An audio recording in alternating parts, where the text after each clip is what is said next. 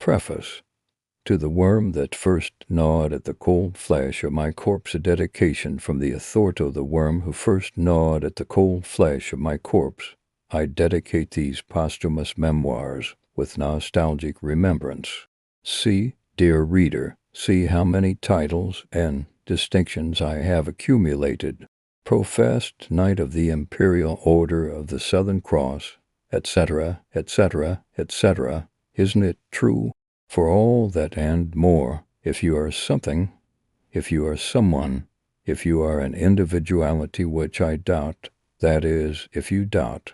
For if you are certain of your existence, you are also certain of mine. Clearly, because I am the servant of the deceased, thought it was time for this work to come to light, a work which, as they tell me, is original and piquant, yet scandalous.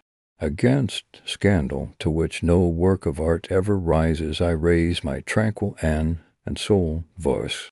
Scandalous are the miseries of human nature. More scandalous is the desire for pleasure.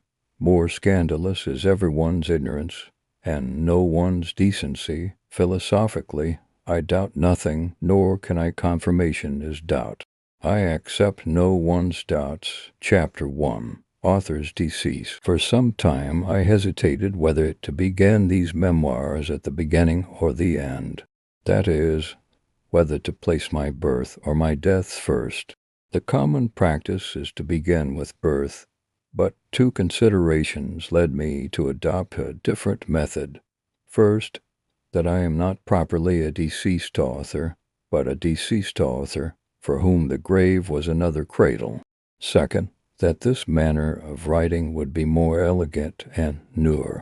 Moses, who also recounted his death, did not place it in the beginning, but at the end, a radical difference between this book and the Pentateuch. However, I will not conclude with the prologue just yet, because it is the entire work. If there is a reader who knows how to extract the mole, he will have learned at this point that life is a dream. So vain our cares, so great the pomp, but let us not speak ill of this terrestrial necropolis. For me, who lie here with my feet towards the chancel, between two luminaries, meditating on human life and death, for me it was not a bad idea.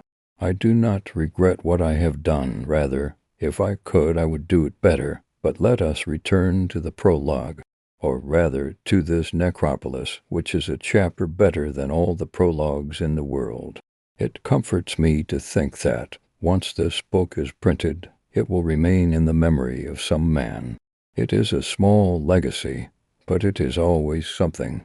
Moreover, it is always fashionable to speak ill of fashion, and I, if I have been attacked several times by it, will have the consolation of being among the first to combat it, according to the maxim of Cicero, or rather, of I do not know whom, because the truth is that I do not know who the author of the maxim was. Perhaps I myself. Here is an obscure point.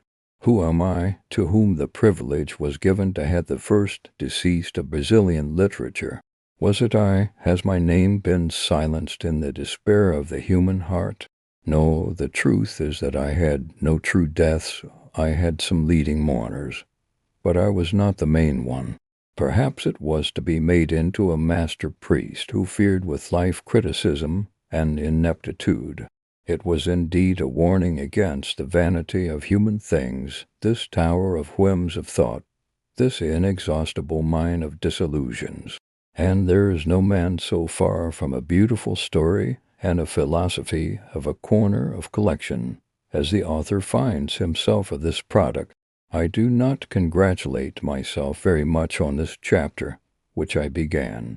The certain nobility is very possible, but I have the childish hearts